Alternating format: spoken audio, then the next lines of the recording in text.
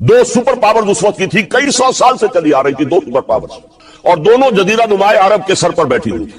سلطنت ایران عراق سے ہو کر سلطنت ایران کہ خسرو کے زمانے سے، ذوالقرنین کے زمانے سے عظیم مملکت تھی، سپر پاور۔ دوسری طرف سلطنت روما، رومن امپائر، 3 بر اعظموں کو محیط تھی۔ رومن امپائر پورا شمالی افریقہ اس کے تحت تھا، پورا مغربی ایشیا اس کے تحت تھا، شام اس کے تحت تھا، ترکی اس کے تحت تھا، اور یورپ کا سارا مشرقی علاقہ اس کے تحت تھا۔ رومن امپائر، آپ کو معلوم ہے حضرت عمر کے زمانے میں رضی اللہ تعالی عنہ سلطنت کسریٰ کے تو پرچے اڑ گئے، نام ختم ہو گیا، وجود نہ رہا، عظیم سلطنت کسریٰ۔ حالانکہ آپ کے علم میں ہوگا ان کا بڑا شاندار ماضی تھا، کہ خسرو اور قباد بڑے بڑے، یہ کیانی کہلاتے ہیں، یہ کیان جو ہے یہ بڑی عظیم ایک یوں سمجھیے کہ خاندان تھا بادشاہوں کا، لیکن یہ کہ وہ پوری سلطنت کسریٰ ختم ہو گئی۔ کیوں؟ اس نے حضور کے نامہ مبارک کو چاک کیا تھا، اور حضور نے فرما دیا تھا صلی اللہ علیہ وسلم، خسرو نے میرا خط نہیں چاک کیا، اپنی سلطنت چاک کر دی، اور واقعتاً سلطنت کسریٰ جو ہے ختم ہو گئی، نام و نشان ختم ہو گئی۔ دوسری طرف سلطنت روما تھی، عیسائیوں کے ساتھ، کیونکہ وہ تھی کرسچین، عیسائیوں کے ساتھ حضور کے زمانے میں کوئی براہ راست تصادم نہیں ہوا تھا، سارا تصادم ہوا تھا یا مشرکین عرب سے اور یا یہودیوں سے۔ عیسائی جو ہے عربین پیننسولا میں تھے ہی نہیں، یمن کے علاقے میں کچھ تھے لیکن ان کی کوئی حیثیت نہیں تھی، لہذا کوئی کنفرنٹیشن نہیں ہوئی۔ دوسرے عیسائیوں میں ابھی اہل علم موجود تھے، جیسے آپ کو معلوم ہے نجاشی بادشاہ کیسے ایمان لے آیا، اس نے حضرت عیسیٰ کے بارے میں پوچھا، حضرت جعفر طیار رضی اللہ تعالیٰ عنہ نے سورہ مریم کی آیات پڑھ کر سنائی، اور اس نے کہا بین ہی جو ان آیات میں تم نے پڑھا ہے، عیسیٰ کی حقیقت اس سے تن کے برابر بھی زیادہ نہیں ہے۔ اسی طرح ہرقل نے جب اس کو حضور کا نامہ مبارک پہنچا، اس نے جو بھی پیغامبر آئے تھے ایلچی، ان کا اکرام کیا، احترام کیا۔ وہ عالم تھا، جان گیا کہ یہ نبی آخر الزمان ہے، چاہتا تھا کہ میں ایمان لے آؤں بشرطے کہ میرے سارے درباری سپہ سالار بھی ایمان لے آئے۔ جیسے کہ سن 300 عیسوی میں پوری رومن امپائر نے عیسائیت اختیار کی تھی، اس سے پہلے وہ بت پرست تھے۔ 300 عیسوی میں سلطنت روما کا جو ایمپرر تھا وہ ایمان لے آیا حضرت عیسیٰ پر۔ اس وقت تک ظاہر بات ہے اسلام حضرت عیسیٰ کا دین تھا، حضور تو ابھی آئے نہیں، حضور کے آنے میں تو ابھی 300 برس سے باقی ہے۔ وہ عیسائی ہو گیا، پوری مملکت عیسائی ہو گئی، تو وہ نظام جو تھا حکومت کا برقرار رہا، انٹیکٹ رہا۔ ہرقل یہ چاہتا تھا کہ اسی طرح میری پوری سلطنت ایمان لے آئے تو میری حکومت برقرار رہے، لیکن یہ کہ اس کے جو درباری تھے اور اس کے بڑے بڑے جو سپہ سالار اور جرنیل تھے انہوں نے ریجیکٹ کر دیا، اور یہ بادشاہت کی بیڑی اس کے پاؤں میں پڑی رہ گئی۔ ایمان تو نہیں لایا لیکن پہچان گیا تھا حضور کو صلی اللہ علیہ وسلم۔ اور اس سلطنت روما سے پھر آپ کو معلوم ہونا چاہیے کہ مسلمانوں نے اس کی 3 ٹانگوں میں سے 2 ٹانگیں توڑ دی، پورے شمالی افریقہ سے نکال باہر کیا، پورے مغربی ایشیا سے، یہ شام اور ترکی کا علاقہ اناطولیہ نکال دیا، اور اس کی سلطنت محدود رہ گئی یورپ کے اندر۔ تو یہ عظیم کام ہوئے ہیں حضرت عمر رضی اللہ تعالیٰ عنہ کے عہد میں۔ اب سوچئے اس عظیم ریولوشن کا بھی کوئی کاؤنٹر ریولوشن ہونا چاہیے تھا کہ نہیں؟ ایرانی بڑے زبردست نیشنلسٹ لوگ تھے، نسل پرست، اپنی نسل پر فخر کرنے والے، ہماری روایات عظیم ہیں، ہم کہ خسرو کے وارث ہیں۔ اور آپ کو معلوم ہے کہ آخری جو بادشاہ تھا رضا شاہ پہلوی، وہ چاہتا تھا کہ خسرو کے دور کی عظمت اور سطوت کو دوبارہ لے آئے۔ 2500 سالہ جشن اس نے منایا تھا، وہ چاہتا تھا وہی شان میری ہو جائے جو کہ خسرو کی تھی۔ یہ جو ان کے اندر نیشنلزم تھا، جب ان کی سلطنت کے پرچے اڑ گئے حضرت عمر رضی اللہ تعالیٰ عنہ کے ہاتھوں، تو ان کے دلوں میں حضرت عمر کی دشمنی، وہ خون کے پیاسے ہو گئے عمر کے رضی اللہ تعالیٰ عنہ۔ میں یہاں آپ کو ذرا ایک حوالہ دے دوں، فردوسی نے جو شاہ نامہ لکھا، حالانکہ وہ مسلمان تھے لیکن چونکہ پرانے ایرانی ذہن کی عکاسی کر رہے تھے، تو انہوں نے جب کہ عرب فوجیں آئی ہیں تو اس نے ایران کا جو اپنے اوپر فخر تھا اس کی ترجمانی کرتے ہوئے لکھا ہے، زشیر شتر خوردن و سوسمار عرب را بجائیست آیت قرار کہ تخت کیارا کنند آرزو تفو برتو ہے ترک کردہ تفو، کہ یہ عرب اونٹنیوں کا دودھ پینے والے، گوہ کھانے والے، یہ گوہ ایک بڑی سی چھپکلی کا جیسا جانور ہوتا ہے جو صحرا کے اندر ہوتا ہے، اور وہ اپنا ایک گھر بنا کر رہتا ہے، اسے کھاتے تھے۔ تو یہ گوہ کھانے والے، اونٹنیوں کا دودھ پینے والے عرب، آج ان کی یہ جرت، یہ جسارت، یہ ہمت کہ تخت کیارا کنند آرزو، کہ وہ آج آرزو کر رہے ہیں کہ کئے سلطنت کئے کا تخت جو ہے وہ ہمیں مل جائے۔ تفو برتو ہے چرخ گرداں تفو، تف ہے تجھ پر اے گردش کرنے والے آسمان، تف ہے تجھ پر۔ لہذا اب کاؤنٹر ریولیوشنری موومنٹس آئی ہے، حضرت عمر کی شہادت اس کا نتیجہ ہے۔ ہرمزان ایک جرنیل تھا اور اس کے جنگی جرائم اتنے شدید تھے ایرانی کے کہ واجب القتل تھا. وہ گرفتار ہو کر حضرت عمر کے سامنے پیش کیا گیا. حضرت عمر نے فرمایا یہ واجب القتل ہے, اس کی گردن اڑا دی جائے. اس کی چالاکی دیکھیے, اس نے کہا امیر المومنین, اے مسلمانوں کے امیر عمر رضی اللہ تعالی عنہ, مجھے ذرا پانی پلوا دیجیے. حضرت عمر نے فرمایا پانی لا دو. ایک کٹورے میں پانی دے دیا گیا. پھر کہا دیکھیے امیر المومنین, مجھے ضمانت دیجیے کہ جب تک میں یہ پانی پی نہ لوں مجھے قتل نہیں کریں گے. فرمایا ہاں ہاں تم پانی پی لو, جب تک یہ پانی تم نہیں پیو گے ہم قتل نہیں کریں گے. اس نے وہ کٹورا پھینک دیا. نہ اب میں یہ پانی پی سکتا ہوں نہ آپ مجھے قتل کر سکتے, کیونکہ آپ کا ہے کہ جب تک میں یہ پانی نہیں پیوں گا مجھے قتل نہیں کریں گے. اس ہیلے سے جان بچا گیا. پھر اس شخص نے ابو لولو فیروز, ایک غلام تھا, اسے اس کام کے لیے تیار کیا. حضرت مغیرہ ابن شعبہ کا غلام تھا وہ, اور حضرت مغیرہ نے اس سے روزانہ کی ایک اجرت کہ تم کام کرو, مجھے صرف 7 آنے روزانہ دے دیا کرو.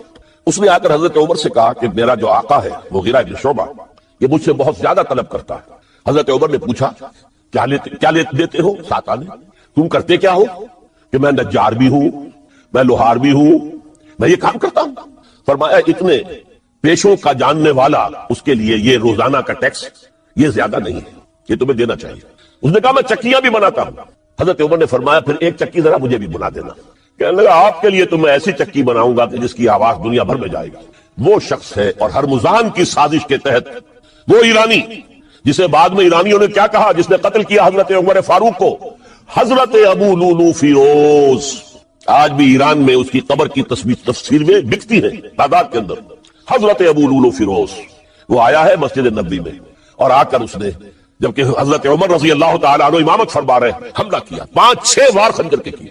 حضرت عمر رضی اللہ تعالیٰ شدید مجروح ہو گئے. یہ انتقام تھا جو عجم نے, وہ سلطنت کے جس کے ٹکڑے ختم ہو گئے تھے, جس کا ٹکڑے کر دیے گئے تھے, اس نے انتقام لیا عالم اسلام سے. سمجھا انہوں نے یہ تھا کہ شاید یہ پوری عمارت کسی ایک ستون پر کھڑی ہے, حضرت عمر ہی کے ستون پر کھڑی ہے. اس ستون کو گرا دو گے پوری عمارت گر جائے گی. لیکن ثابت ہوا نہیں, یہ محمد کی بنائی ہوئی عمارت ہے صلی اللہ علیہ وسلم. یہ بہت قوی ہے, اس کی بنیادیں بہت مضبوط ہیں, کوئی ذرا سی تریڑ بھی نہیں آئی, ذرا سی تریڑ بھی نہیں آئی. حضرت عمر فاروق کی شہادت کے بعد حضرت عثمان رضی اللہ تعالیٰ عنہ کا دور خلافت شروع ہوا, اور جوں کا تو جو قافلہ چل رہا تھا آگے چلتا چلا گیا. حضرت عثمان رضی اللہ تعالیٰ عنہ کے بارے میں بہت قیل و قال ہے, ان پر تنقیدیں بھی کی, اپنوں نے بھی کی ہیں, دشمنوں نے بھی کی. لیکن بات جان لیجئے, یہ تاثر غلط ہے کہ ان کے پورے دور خلافت کے اندر فتنہ رہا یا ہنگامہ رہا. قتل غلط. 10 برس خلفائے راشدین میں طویل ترین دور خلافت حضرت عثمان کا ہے رضی اللہ تعالیٰ. 12 برس حضرت ابو بکر کے تو 2.25 برس تھے, حضرت عمر کے 10 برس تھے, ان کا 12 برس, اور 12 میں سے 10 سال ایسے تھے بعین ہی جیسے حضرت عمر کے 10 سال تھے. امن و امان ہے, سکون ہے, چین ہے, اور قافلہ اسلام بڑھ رہا ہے, فتوحات کا دائرہ بڑھتا چلا جا رہا ہے, فتوحات سیلاب کے مانند آگے بڑھ رہی ہیں. تھمتا نہ تھا کسی سے سیل رواں ہمارا یہ سیل رواں کوئی روکنے والی کوئی طاقت دنیا میں رہی نہیں تھی. کسرا ختم, سلطنت ایران ختم, اور دوسری سپر پاور سلطنت روما, اس کی 3 میں سے 2 ٹانگیں توڑ دی گئی, 1 رہ گئی. اب کون تھا؟ خارج میں کوئی طاقت نہیں تھی جو اسلام کے اس سیلاب کو اور پوری نوع انسانی پر اتمام حجت اور اللہ کے دین کو پہنچانے کے راستے میں رکاوٹ بن سکتی. اب ایک فتنہ اٹھا. دیکھیے حضور کی کنفنٹریشن 3 مذاہب سے ہوئی تھی. ایک مذہب مشرکین کا, شرک کا قلع قما کر دیا گیا جزیرہ نما عرب سے, ختم ہو گئے. انہوں نے کاؤنٹر ریولوشنری موومنٹس اٹھائیں حضرت ابو بکر کے زمانے میں, ان کو کرش کر دیا حضرت ابو بکر صدیق رضی اللہ تعالیٰ عنہ, چاہے ہزاروں صحابہ شہید ہوئے. اس کے بعد دوسری طاقت کون تھی؟ مذہبی یہودی. یہود کے 3 قبیلے مدینے میں آباد تھے, بنو قینقاع, بنو قریظہ, بنو نذیر. 2 کو مدینے سے نکال دیا گیا ان کی بدعہدی کی وجہ سے, حالانکہ حضور نے مدینہ تشریف لاتے ہی ان سے معاہدے کر دیے تھے. ان کا میثاق مدینہ یہ در حقیقت ایک پیکٹ تھا, جوائنٹ ڈیفنس آف مدینہ کا. مدینہ پر اگر کوئی حملہ کرے گا, اور ظاہر بات ہے یہ کہ امکان تھا کہ مکے والے آ کر حملہ کریں, مشرکین مکہ, لیکن مدینے کا ہم تحفظ کریں گے مل کر مسلمان اور یہودی. لیکن انہوں نے ہر موقع پر وعدہ خلافی کی. پہلے بنو قینقاع نکالے گئے, پھر بنو نذیر نکالے گئے. غزوہ احزاب کے موقع پر بدترین جو ہے بدعہدی بنو قریظہ نے کی, اور ان کو بڑی سخت سزا دی گئی, کیونکہ انہوں نے خود کہا تھا کہ ہمارا فیصلہ سعد ابن معاذ رضی اللہ تعالی عنہ جو فیصلہ کر دیں گے وہ ہمارے حلیف ہے, جو فیصلہ کر دیں گے ہمیں قبول ہوگا. اور حضرت سعد نے تورات کے حکم کے مطابق فیصلہ کیا کہ ان کے جتنے جوان ہیں وہ قتل کر دیے جائیں گے. بڑی سخت سزا تھی کہ جو دی گئی ہے, اس میں کوئی شک نہیں. پھر ان کا اڈا تھا بہت بڑا خیبر میں, وہ نکال دیا گیا, وہاں سے انہیں نکالا گیا. اس کے اوپر مسلمانوں نے قبضہ کیا. جیسا کہ میں نے عرض کیا عیسائیوں سے کوئی کنفرنٹیشن نہیں ہوئی تھی، لیکن ان دو کے ساتھ ایک مشرکین عرب کا خاتمہ ہوا اور ایک جزیرہ نما عرب سے یہودیوں کا خاتمہ ہوا. لہذا ان کے اندر جلن تھی، انتقام کی آگ تھی. سب سے بڑا تو حسد تھا کہ 2000 سال سے نبوت اور رسالت ہمارے پاس تھی، موسیٰ سے لے کر عیسیٰ تک علیہ الصلوۃ والسلام. 1400 برس ہماری تاریخ کے وہ ہیں کہ کوئی ایک لمحہ بھی نہیں تھا کہ کوئی نبی موجود نہ ہو. نوٹ کیجئے اس بات پر. حضرت موسیٰ 1400 قبل مسیح میں اور حضرت عیسیٰ سن عیسوی کا آغاز، ان 1400 سالوں میں مسلسل نبوت بنی اسرائیل میں رہی. یہ حدیث ہے بخاری شریف کی، کانت بنو اسرائیل تسوسہم الانبیاء. بنی اسرائیل کی حکومت، ریاست، سیاست کا کام انبیاء کرتے تھے. اذا ہلک نبی خلفہ نبی، جب بھی نبی کا انتقال ہوتا تھا ان کا خلیفہ دوسرا نبی ہوتا تھا. یہ چین ٹوٹی نہیں. 1400 برس آپ کو معلوم ہے حضرت داؤد بادشاہ بھی ہے، خلیفہ بھی ہے، نبی بھی ہے. ان کے بیٹے حضرت سلیمان بادشاہ بھی ہے، نبی بھی ہے، خلیفہ بھی ہے. اسی طریقے سے یہ سلسلہ چلتا رہا.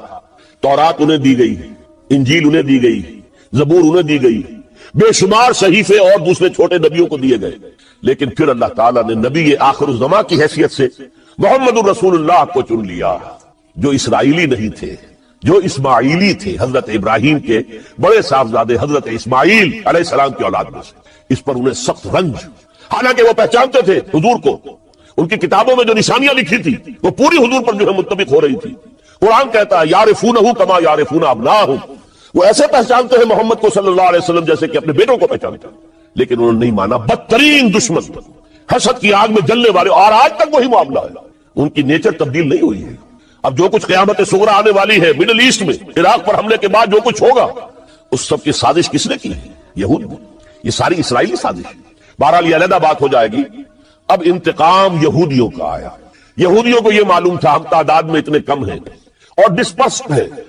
سن 70 عیسوی میں ایک رومن جنرل ٹائٹس، اس نے حملہ کر کے یروشلم بیت المقدس کی اینٹ سے اینٹ بجائی. 1,33,000 یہودی ایک دن میں قتل کیے.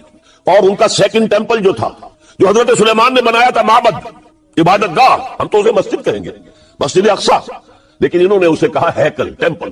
اس کو گرا دیا تھا نبوکڈنیزر نے 587 عیسوی میں. دوبارہ انہوں نے بنایا، اسے ٹائٹس نے گرا دیا. وہ آج تک گرا پڑا ہوا ہے. آج تک صرف ایک دیوار اس کی سلامت ہے جسے وہ ویلنگ وال کہتے ہیں. وہاں جا کر ماتم کرتے ہیں، روتے ہیں، پیٹتے ہیں. اور اس کو اس وقت سے نکال دیا گیا یہودیوں کو، نکل جاؤ فلسطین سے، بھاگ جاؤ یہاں سے، دفع ہو جاؤ.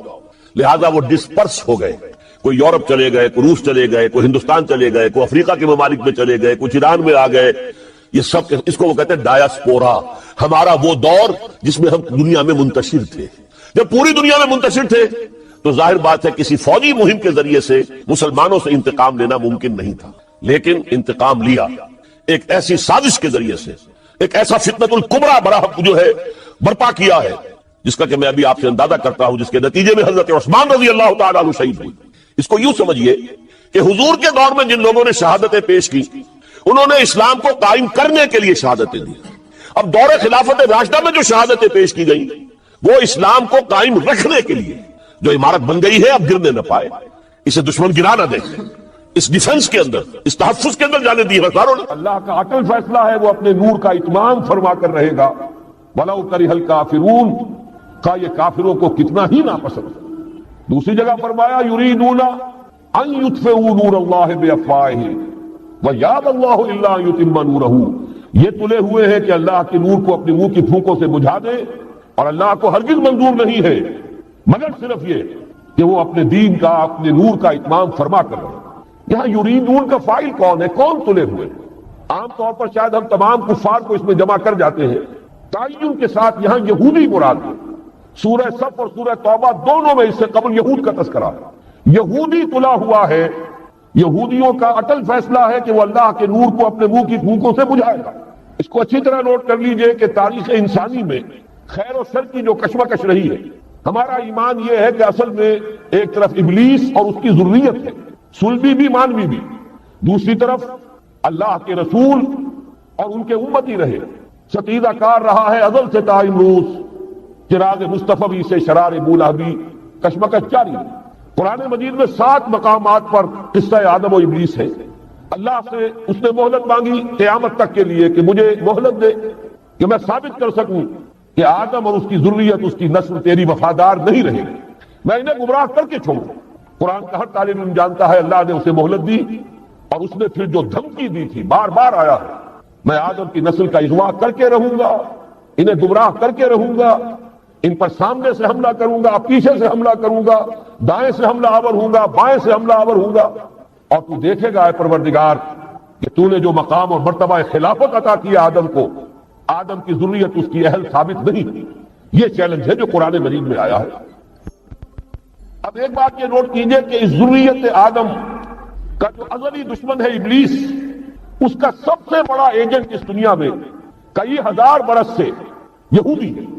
دنیا میں انسانوں میں ان کے سب سے بڑے ایجنٹ کارندے، وہ مغضوب علیہم قوم، وہ ملعون قوم، لعن الذین کفروا من بنی اسرائیل علی لسان داؤد و عیسی ابن مریم۔ تاریخ یہ بتا رہی ہے ان کی دشمنی ہمیشہ رہی، تمام انبیاء سے رہی۔ حضرت مسیح علیہ السلام کو انہوں نے اپنے بچپن سے سولی پر چڑھایا۔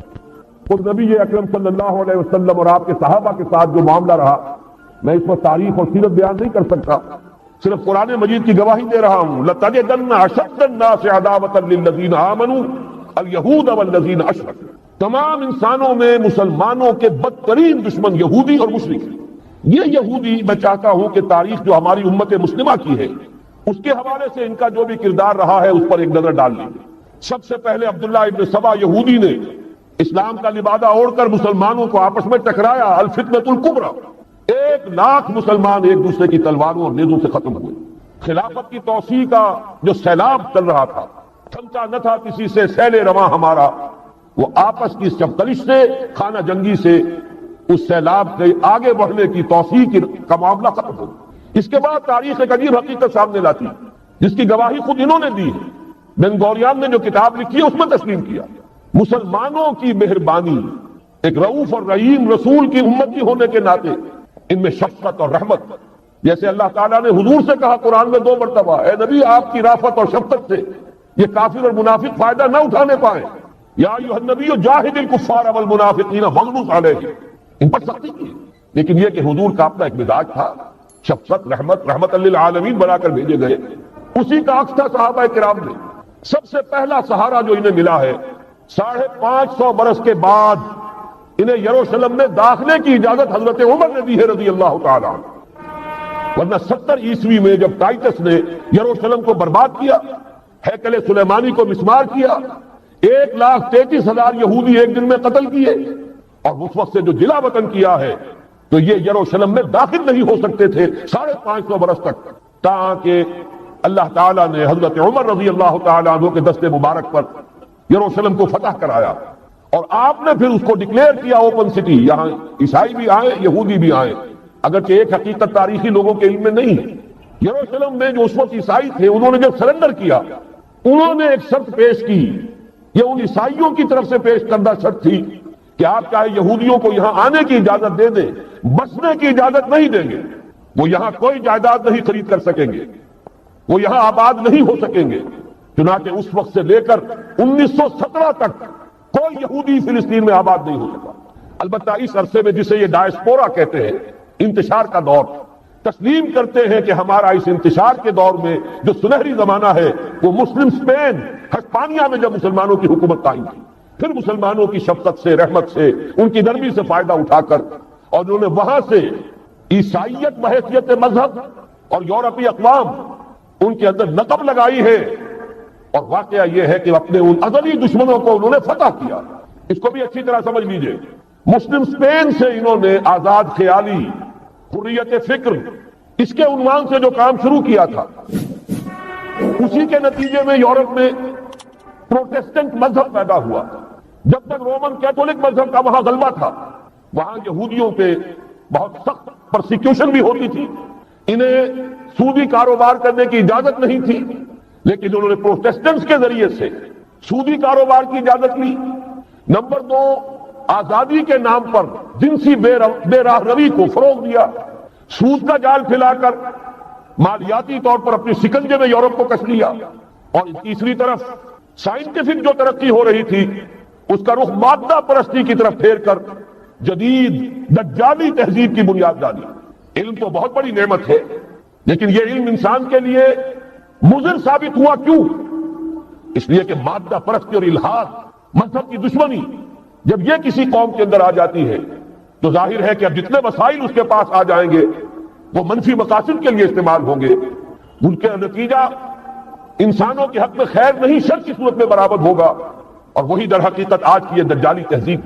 اس کا جو سب سے زیادہ تلخ باب ہے، ذرا نوٹ کیجئے، ماضی قریب تک رومن کیتھولک عیسائی یہودیوں کو دشمن سمجھتے تھے اور یہودیوں کو حضرت مسیح کو سولی پر چڑھانے کا مجرم سمجھتے تھے، اگرچہ ہمارا عقیدہ ہے کہ اللہ نے انہیں بچایا، زندہ آسمان پر اٹھایا، لیکن یہ کہ عیسائی بھی مانتے ہیں، یہودی بھی مانتے ہیں کہ ہم نے مسیح کو سولی دے دی۔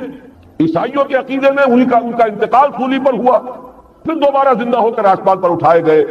یہ تو ہم جانتے ہیں کہ حقیقت یہ ہے، وما قتلوہ وما صلبوہ ولکن شبہ لہم، ایک ایسے ہی ان کے لیے شبہ کی صورت پیدا کر دی گئی۔ وما قتلوہ، یقینا ہرگز قتل نہیں کیا، بل رفعہ اللہ الیہ، اللہ نے انہیں اپنی طرف اٹھا لیا۔ بہرحال انہوں نے ابھی حال ہی میں پوپ سے بھی ایک فتویٰ حاصل کر لیا ہے کہ یہودیوں پر جرم نہیں ہے، الزام نہیں ہے مسیح کو سولی دینے کا۔ تاریخ بدل گئی، جو 1900 برس تک ایک تاریخ چلی آ رہی تھی، بیک جنبش قلم پوپ صاحب نے انہیں اس ذمہ داری سے بری۔ اور آپ نے دیکھا ہوگا حال ہی میں اسحاق ریبین جب یہ واشنگٹن سے واپس آ رہا تھا، جب کچھ وقفہ پڑ گیا تھا، جو مصالحت کی گفتگو ہو رہی تھی پی ایل او کے ساتھ، تو واشنگٹن سے واپس آتے ہوئے پوپ سے مل کر آیا۔ اب ویٹیکان نے تسلیم کر لیا ہے اسرائیل کو، اب سفارت خانہ ویٹیکان کا یروشلم میں کھلنے والا۔ میری اس پوری گفتگو کا حاصل کیا ہے؟ انہوں نے 3 pronged اٹیک کے ذریعے سے یورپ کو اور یورپ کے ساتھ اب امریکہ، ان دونوں کو اپنے شکنجے میں کش لیا ہے، فتح کر چکے۔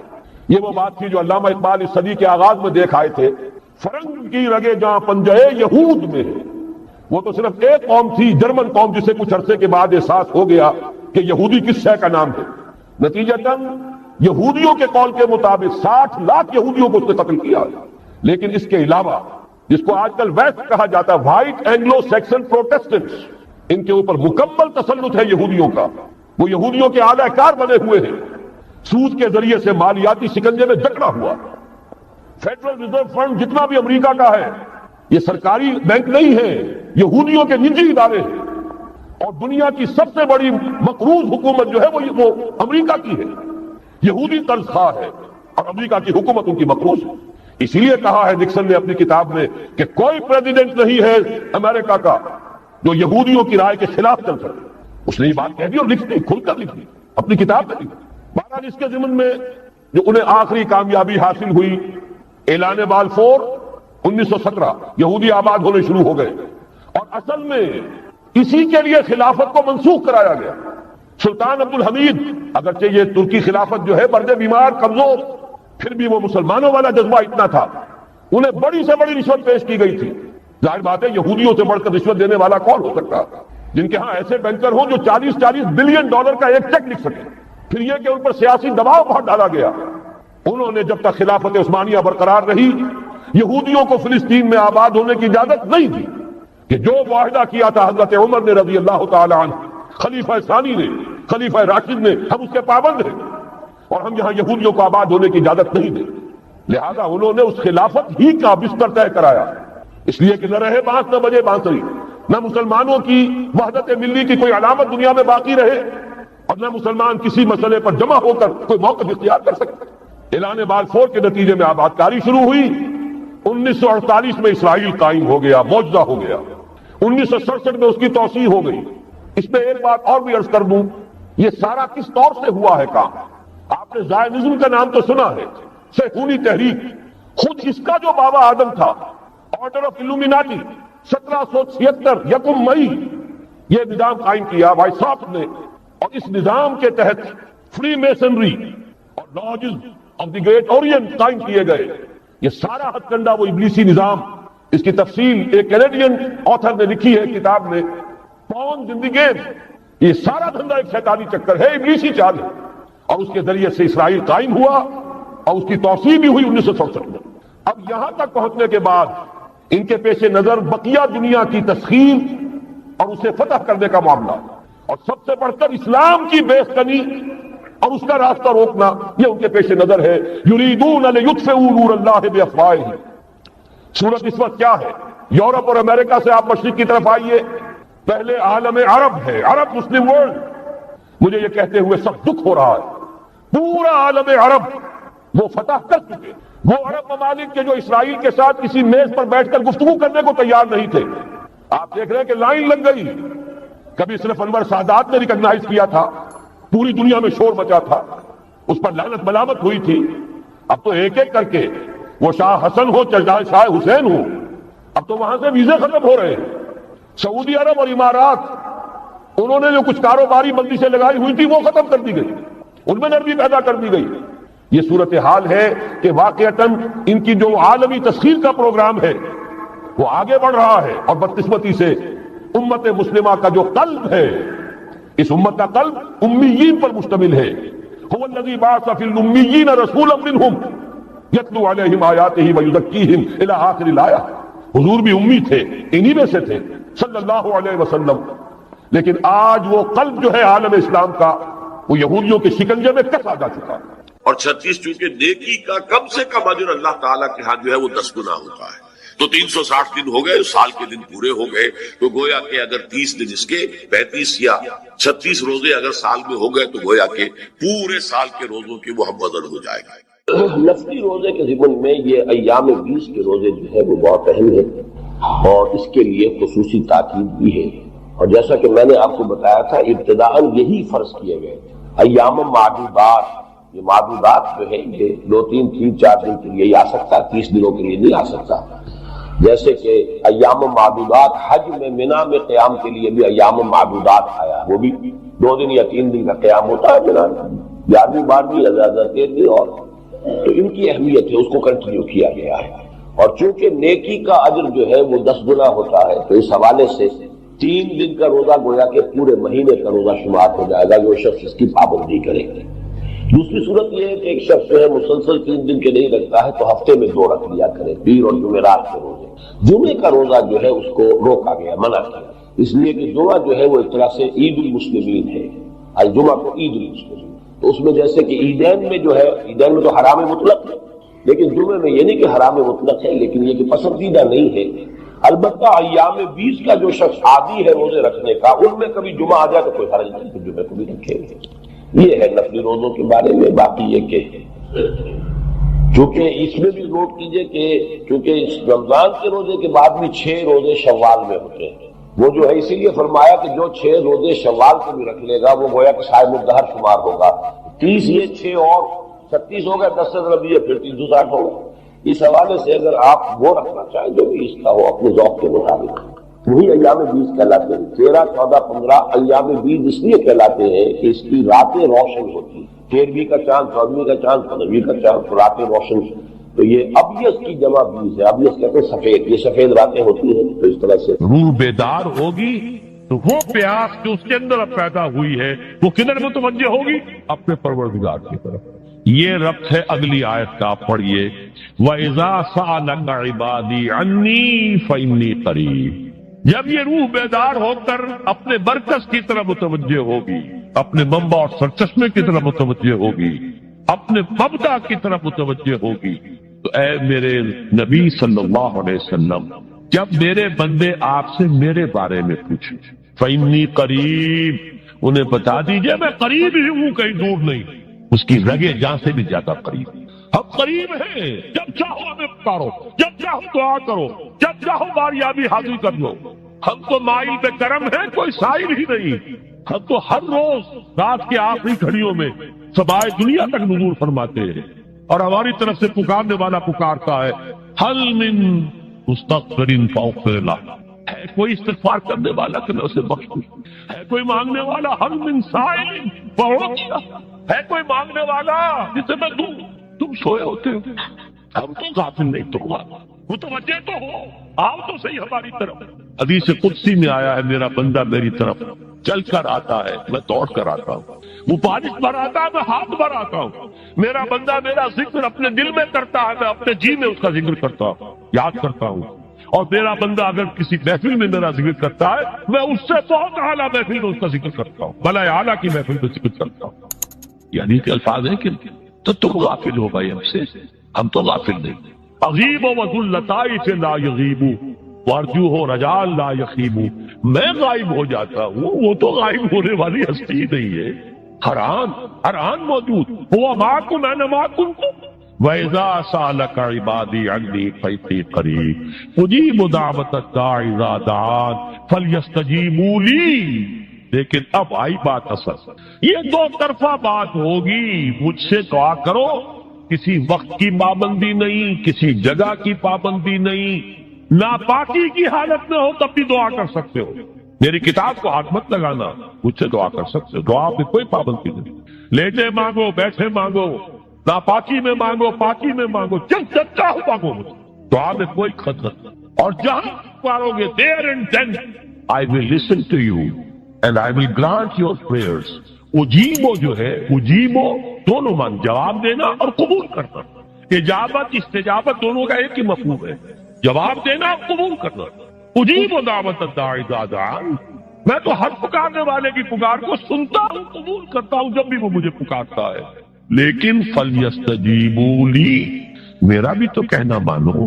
چاہیے کہ یہ بھی میرا کہنا مانے، مجھ سے محبت کریں، مجھ سے لو لگائیں، میرے دین کے لیے اپنے آپ کو وقف کریں. ان صلاتی و نسکی و محیای و مماتی للہ رب العالمین، میرے باغیوں کے خلاف بغاوت کریں، میرے دین کا جھنڈا اونچا کریں. یہ سارے احکام ہیں کہ قرآن میں. قاتلوہم، جیسا کہ میں نے آپ کو بتایا اگلے ہی رکوع میں قتال کا حکم آ رہا ہے. اب وہ گھوڑوں کو روزہ رکھواتے تھے، بتا دیا یہ روزہ تمہیں کس لیے رکھوایا جا رہا ہے. اگلے ہی رکوع کے اندر حکم ہے قاتلوا فی سبیل اللہ الذین یقاتلونکم وقاتلوہم حتی لا تکون فتنۃ ویکون الدین للہ. اللہ کے لیے دین ہو جائے، پورا کا پورا نظام اللہ کے تابع آ جائے. اس کے لیے پہلے دعوت دو، محنت کرو، جد و جہد کرو، اس دعوت کے نتیجے میں جمعیت فراہم کرو. جب جمعیت اتنی ہو جائے کہ پھر اس باطل نظام کے خلاف بغاوت کر سکو تو کرو بغاوت. اگر باطل نظام کے خلاف بغاوت نہیں کرتے ہو تو پھر ہم سے بغاوت ہے تمہاری. پہلے ذہنی بغاوت ہے، آپ ڈس اون کیجئے ذہنی اعتبار سے، نفسیاتی اعتبار سے. میں اس نظام کو نہیں اون کرتا، ریکنسائل نہ کیجئے اس کے ساتھ، کوئی تعاون نہ کیجئے اس کے ساتھ، کوئی چاچوئی اور ملازمت نہ کیجئے اس کی. تن من دھن لگائیے اس نظام کو بدلنے کے لیے. چاہے ابھی وہ دعوت کے مرحلے میں ہے، لوگوں کو تیار کیا جا رہا ہے، تربیت دی جا رہی ہے، تزکیہ کیا جا رہا ہے، لیکن ہدف کیا ہے؟ تاکہ اللہ کا دین غالب. فَلْيَسْتَجِيبُوا لِي، میرا بھی تو کہنا سنے اور مانے. میں جہاد کا حکم دیتا ہوں تو جہاد کریں، میں اقامت دین کا حکم دیتا ہوں اقیم الدین تو اس کے لیے کھڑے ہو جائیں. میں قتال کا حکم دوں تو قتال کریں. فَلْيَسْتَجِيبُوا لِي وَلْيُؤْمِنُوا بِي، اور مجھ پر ہی اپنا ایمان پختہ رکھیں. توکل کریں تو مجھ پر کریں، محبت کریں تو مجھ سے، راضی رہے تو میری تقدیر پر راضی رہے. توکل ہو، راضی برضائے رب ہو، اطاعت ہو. جب تک یہ ساری چیزیں اللہ کے لیے نہ ہو جائیں. وَالَّذِينَ آمَنُوا أَشَدُّ حُبًّا لِلَّهِ، اصل میں تو مومن وہ ہوتے ہیں جو سب سے بڑھ کر شدید ترین محبت اللہ سے کرتے ہیں. قل ان كان آباؤكم وابناؤكم واخوانكم وازواجكم وعشيرتكم واموال اقترفتموها وتجارة تخشون كسادها ومساكن ترضونها احب اليكم من الله ورسوله وجهاد في سبيله فتربصوا حتى ياتي الله بامره والله لا يهدي القوم الفاسقين. اے نبی ان سے کہہ دیجئے اگر تمہیں اپنے باپ، اپنے بیٹے، اپنے بھائی، اپنے اسپاؤسز، بیوی کے لیے شوہر، شوہر کے لیے بیوی، اور رشتے دار، اور تمہارے وہ مال جو تم نے بڑی محنت سے جمع کیے ہیں، تمہارے وہ کاروبار جن کا تمہیں اندیشہ ہوتا ہے کہ کساد بازاری نہ ہو جائے، کہیں پر جو ہے ریسیشن نہ آ جائے، اور تمہارے وہ مکان اور محلات جو تم نے بنائے ہیں، اگر یہ 8 چیزیں محبوب تر ہیں اللہ سے اور اس کے رسول سے اور اس کی راہ میں جنگ کرنے سے، جہاد سے، تو جاؤ دفع ہو جاؤ، بیٹھو وہاں یہاں تک کہ ہم اپنا فیصلہ سنا دے. اور اللہ ایسے فاسقوں کو، ایسے ناہنجاروں کو ہدایت نہیں دیتا. یہ ہے قرآن آیت نمبر 24 سورہ توبہ. فَلْيَسْتَجِيبُوا لِي وَلْيُؤْمِنُوا بِي لَعَلَّهُمْ يَرْشُدُونَ. اب وہ لفظ آ گیا رشد. دیکھیے پہلے آیا تھا لَعَلَّكُمْ تَتَّقُونَ. روزہ، مجرد روزہ تقوی پیدا کر دے گا، ضبط نفس. اور ضبط نفس بھی وہ جو حکم خداوندی کا تابع ہے. یہ روزے کی ریاضت ہے، روزے کی ریاضت کا حاصل.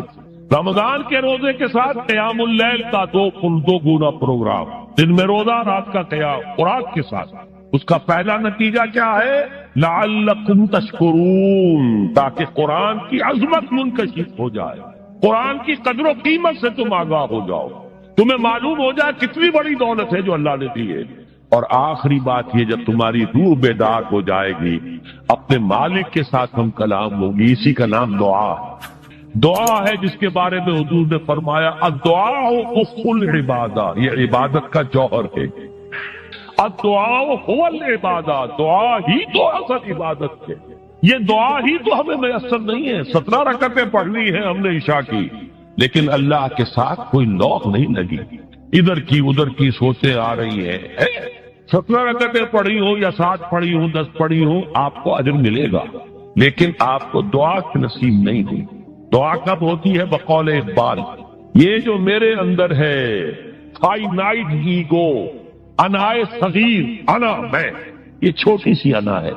اس انائے کبیر، اس انائے کبیر کے لیے سب سے بڑی جو مظہر آیت ہے قرآن مجید میں وہ سورہ طٰہٰ، اننی انا اللہ لا الہ الا انا، میں ہوں وہ اللہ جس کے سوا کوئی نہ، اننی انا اللہ لا الہ الا انا، یہ ہے فاعبدنی واقم الصلاۃ لذکری۔ یہ انائے کبیر ہے، انفائنائٹ ایگو، اللہ، انا اللہ، the big انا، اور یہ چھوٹی سی انا ہے، انا میں۔ جب یہ انائے صغیر انائے کبیر کے روبرو آتی ہے، ہم کلام کو، یہ ہے دعا۔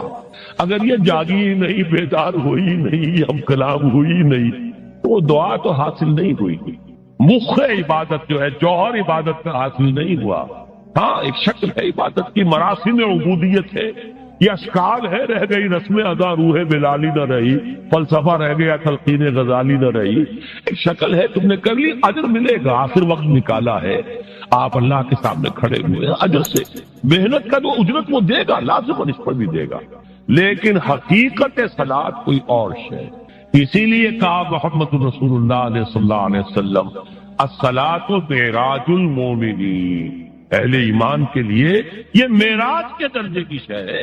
معراج میں مکالمہ ہوا تھا، التحیات للہ والصلوات والطیبات، یہ حضور نے فرمایا السلام علیکہ ایھا النبی ورحمۃ اللہ وبرکاتہ، کس نے کہا؟ اللہ نے فرمایا السلام علینا وعلی عباد اللہ الصالحین، حضور نے فرمایا اس سلامتی میں تمام اللہ کے نیک بندوں کو شامل کر رہا ہوں، سلامتی مجھ پر بھی ہو اور تمام اللہ کے نیک۔ یہ مکالمہ ہے، مخاطبہ ہے۔ جب تک یہ مکالمے اور مخاطبے کی شکل میں، اگر وہ انائے صغیر جاگی ہی نہیں، سوئی ہوئی ہے، بے ہوش ہے، پڑی ہوئی ہے، سسک رہی ہے یا مر چکی ہے، روح مر بھی جاتی ہے، جسم زندہ ہے، روح مر، جسم جان کے ساتھ زندہ ہے، حیوان انسان زندہ ہے، انسان مر چکا۔ اس لیے قرآن کہتا ہے نبی یہ مردہ ہے، اموات غیر احیاء، یہ نہیں سنتے ہیں، یہ آپ کو سمجھتے ہیں آپ کے یہ بڑے غور سے سن رہے ہیں، نہیں سن رہے، یہ تو مردہ ہے، روحانی طور پر مردہ ہے، ان کی روح مر چکی ہے، یہ تو حیوان رہ گیا زندہ صرف، یہ چلتے پھرتے مقبرے ہیں، یہ چلتے پھرتے تعزیے ہیں، اس کے سوا کچھ نہیں۔ یہ ابو جہل کون ہے اور ابو لہب کون ہے؟ یہ حیوان ابو جہل ہے اور حیوان ابو لہب ہے۔ ظاہر بات ہے کہ آنکھ تو کتے کی بھی ہے اور بلی کی بھی ہے، اور کان کتے کے بھی ہے، بلی کے بھی ہے۔ کتا بھی دیکھ کر گاڑی آ رہی ہے تو اپنے آپ کو بچاتا ہے، تم نے بچا لیا تو کون سا بڑا کمال کیا۔ وہ اندر کا انسان مر چکا ہے، یہ انسان اندر کا روحانی وجود یا مر چکا یا سسک رہا ہے یا دبا ہوا ہے، بے ہوش ہے۔ یہ بیدار ہو اور ہم کلام ہو۔ افلاک سے آتا ہے نالوں کا جواب آخر، کرتے ہیں ستاب آخر، اٹھتے ہیں حجاب آخر، آتا ہے اللہ جواب دیتا ہے۔ اجیب دعوت الداعی اذا دعان، روحانی کان کھلے ہو تو تم جواب سنو گے، ان کانوں سے نہیں۔ وہی جب محمد پر آئی تھی ان کانوں سے نہیں آئی تھی، وہ دل پر اتری تھی براہ راست۔ فإنه نزله على قلبه، ان کانوں کا ان آنکھوں کا سوال نہیں ہے، وہ دل پر براہ، روح محمدی پر، یہ روح، اسی لیے وہی کو بھی روح کہا گیا ہے، لانے والا بھی روح، اور روح الامین جس پر لایا گیا وہ بھی روح محمدی جس کا مسکن ہے قلب محمدی، اور جو لائی گئی وہ بھی روح ہے۔ وَكَذَلِكَ أَوْحَيْنَا إِلَيْكَ رُوحًا مِّنْ أَمْرِنَا، یہ قرآن ہم نے نازل کیا، ایک روح ہے اے محمد جو آپ پر نازل کی۔ مَا كُنْتَ تَدْرِي مَا الْكِتَابُ وَلَا الْإِيمَانُ، اس سے پہلے تو آپ کو کچھ پتہ نہیں تھا کتاب کیا، شریعت کیا، ایمان کیا۔